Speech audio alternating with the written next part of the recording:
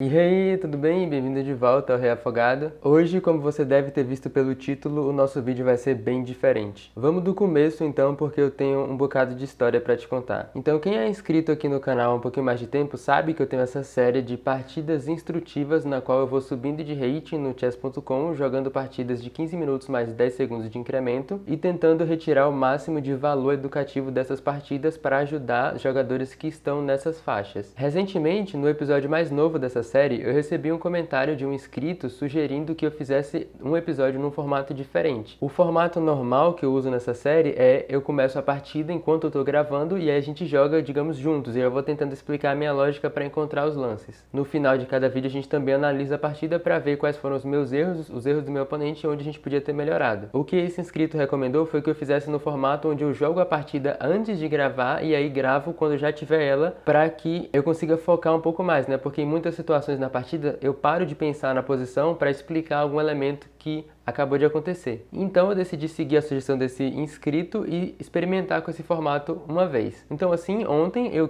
iniciei uma partida de 15 minutos mais 10 segundos para jogar e depois analisar e fazer o vídeo da maneira com que ele sugeriu. Então, como sempre, eu procurei uma partida aleatória e acabei caindo com um jogador brasileiro, cujo nome eu não vou falar nem mostrar nesse vídeo para manter pelo menos a privacidade da pessoa, a despeito de eu reprovar com todas as minhas forças o que essa pessoa fez, como você já deve saber pelo título, mas basta saber que era um jogador cuja nacionalidade que estava lá pelo menos era brasileiro, com mais ou menos 830 de rating. Então a gente começou uma partida, eu estava de brancas, ele estava de pretas, essa é a partida que a gente vai ver e aos poucos vocês vão junto comigo acabar descobrindo o que foi que me causou tantas suspeitas. Então beleza, eu abri com E4 de brancas, ele jogou C5, que é a defesa siciliana, eu joguei C3, que é a variante Alapim da defesa siciliana, é uma arma alternativa muito legal que eu gosto bastante de jogar, especialmente porque nem todos os jogadores de siciliana estão preparados para jogar contra essa abertura. E aí às vezes eu consigo sair da abertura com uma posição bem confortável pelo simples fato do oponente não estar jogando os melhores lances. Mas a gente vai ver que esse não foi o caso. Existem dois lances que são os mais fortes nessa posição. Esses lances são D5 e cavalo para F6. Eu não vou mergulhar muito fundo na teoria nessa abertura, simplesmente porque esse não é o foco nesse vídeo, mas basta saber que o objetivo do branco na siciliana Alapim é jogar C3 para depois jogar D4 e aí tentar construir um grande centro. Se o preto jogar C por D4, a gente poder jogar C por D4 também e aí ficar com esses dois peões centrais. É por isso que esses dois lances que eu citei são os melhores,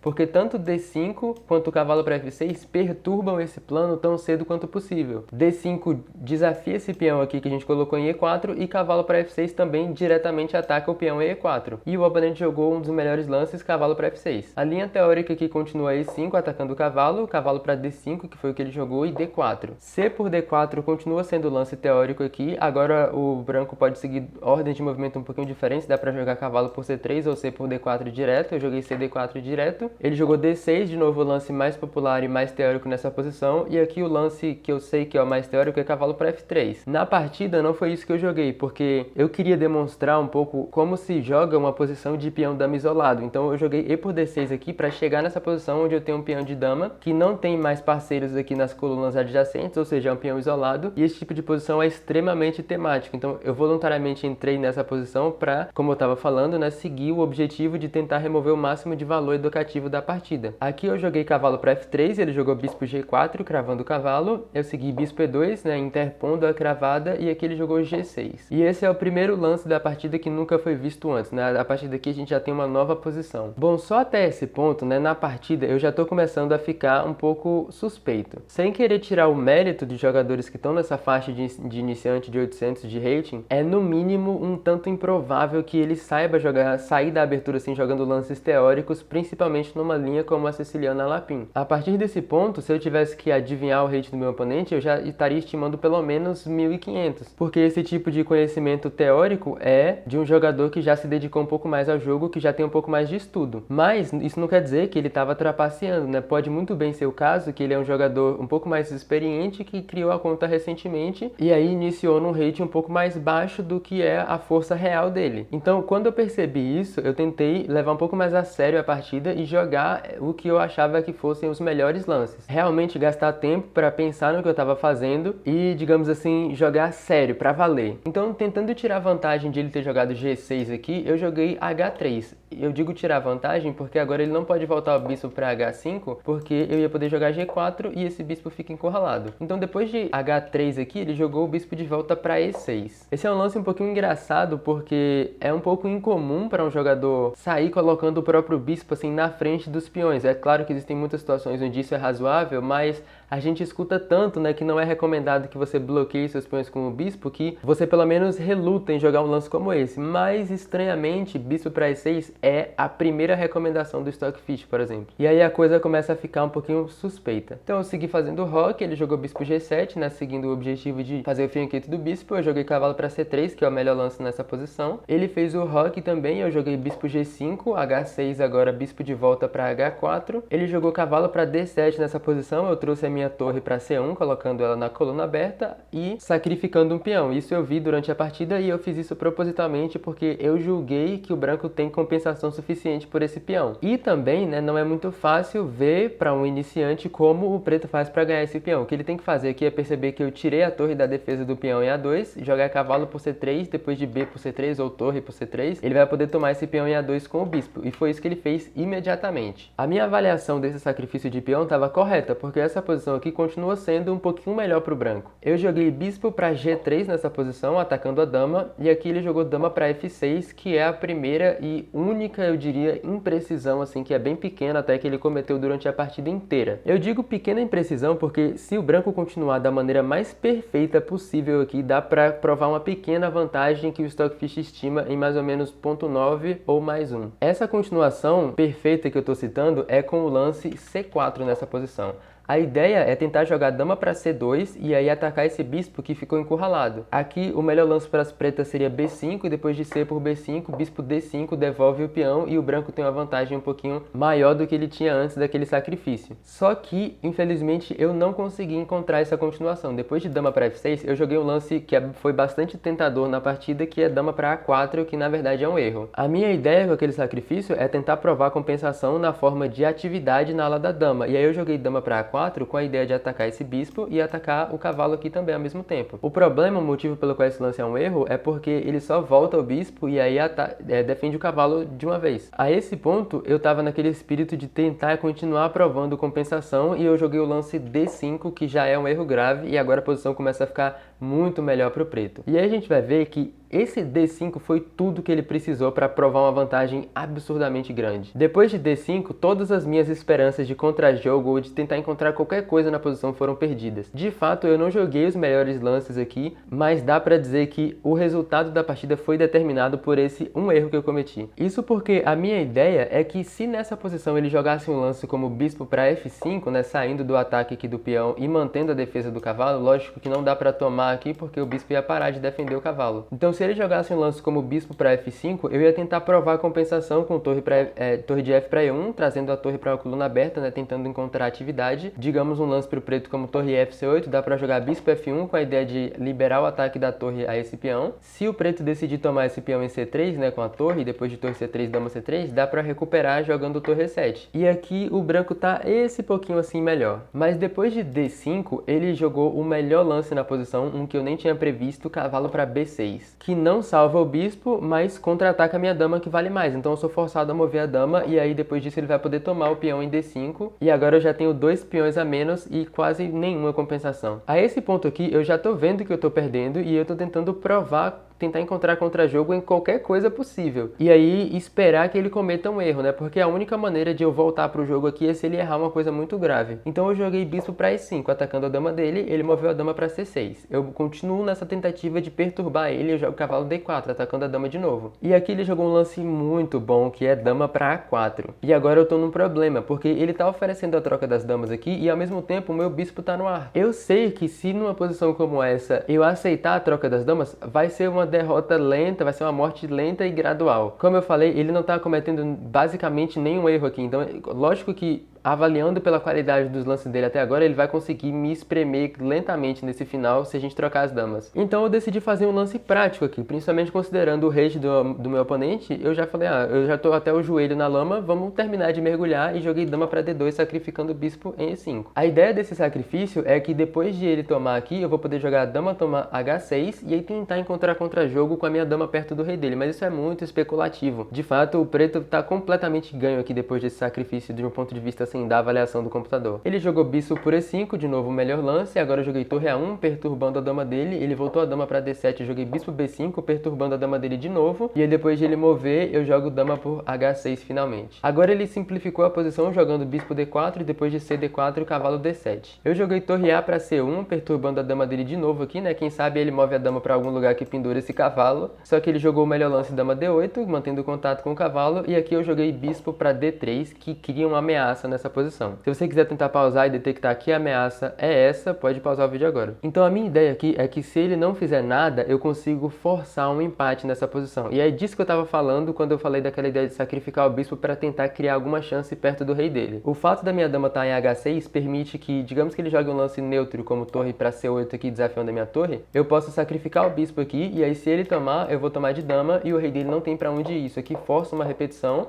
é um cheque perpétuo e aqui eu pelo menos tiro um empate de uma posição completamente perdida. Só que lógico que qualquer oponente de 800 de rating vai conseguir ver uma ameaça como essa, né, de sacrificar uma peça para levar um perpétuo e jogar o melhor lance, que é dama para B6. E agora se eu tomar de bispo aqui em G6, ele vai poder tomar de dama e resolve completamente os problemas dele. Então a esse ponto aqui eu realmente não tenho nada para fazer, não tem nada para criar nessa posição. Eu tentei torre F D1, ele jogou torre C8, eu joguei dama G5 tentando atacar o bispo, ele trocou as torres em C1 e depois jogou dama D4 que ganha mais um peão, defende o bispo dele e ataca o meu bispo. E aqui, como eu falei, eu tô completamente perdido, eu joguei bispo toma G6, depois de F G6, dama G6 cheque, ele bloqueou de dama e agora não tenho o que fazer, né? Se eu mover a dama, se eu negar a troca das damas aqui, ele vai me dar checkmate em G2, porque o bispo dele e a dama combinam atacando esse quadrado. E se eu aceitar a troca das damas, é um final com duas peças a menos. Então, para fazer um último teste, digamos assim, eu joguei dama para D3 aqui, que tenta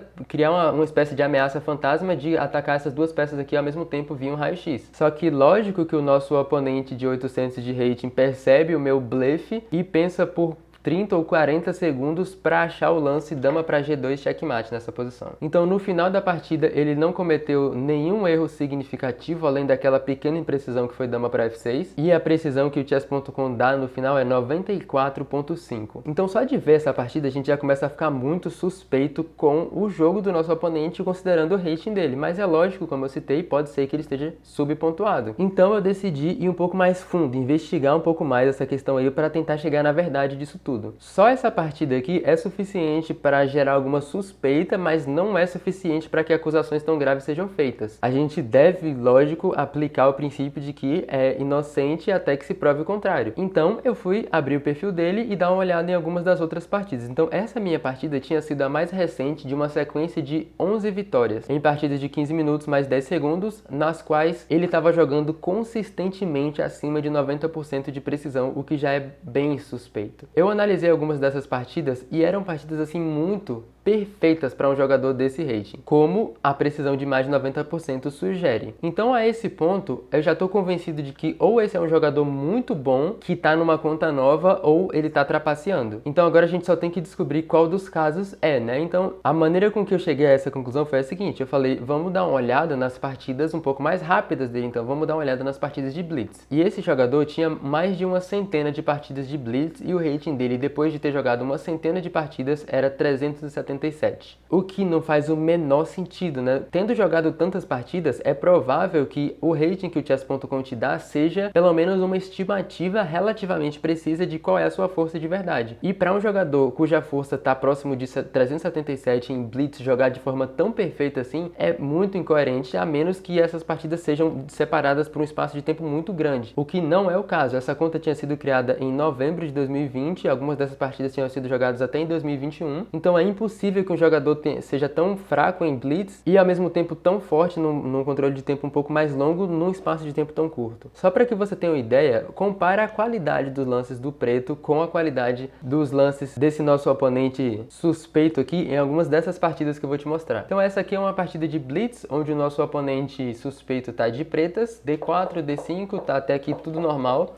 Eu só quero chegar nesse ponto para você ter uma ideia. Então o oponente atacou o cavalo, ele defendeu o cavalo, agora aconteceu essa troca, e nessa posição ele jogou de pretas E5, que não faz o menor sentido, né? Sacrifica um peão e ainda esse lance vai vir com o tempo na dama. E é lógico, né, que o nosso oponente tão forte quanto a gente viu, jogando aqueles lances tão precisos, vai ser capaz de perceber que a dama dele tá no ar nessa posição e não jogar um lance como o bispo G4, que pendura a dama e ao mesmo tempo pendura o bispo que ele acabou de mover. Por algum motivo o oponente dele, que também é iniciante, nem achou o lance cavalo por G4, ganhando uma peça aqui, jogou F3. E agora o nosso oponente aqui tá naquela situação, ele decide se salva a dama ou se salva o bispo. É lógico que a gente salva a peça que vale mais, que é o bispo, né? E deixa o oponente tomar a dama. Em mais alguns movimentos depois dessa catástrofe aqui, ele ainda conseguiu pendurar mais material. Nesse caso, o branco tá atacando a torre aqui, então ele, lógico, não move a torre. E aí, a esse ponto aqui, ele resignou. Se você quer mais exemplos, vamos para mais uma partida. Ele tá de brancas nessa posição, E4, E5, já jogou D4, que é um lance estranho, mas ok.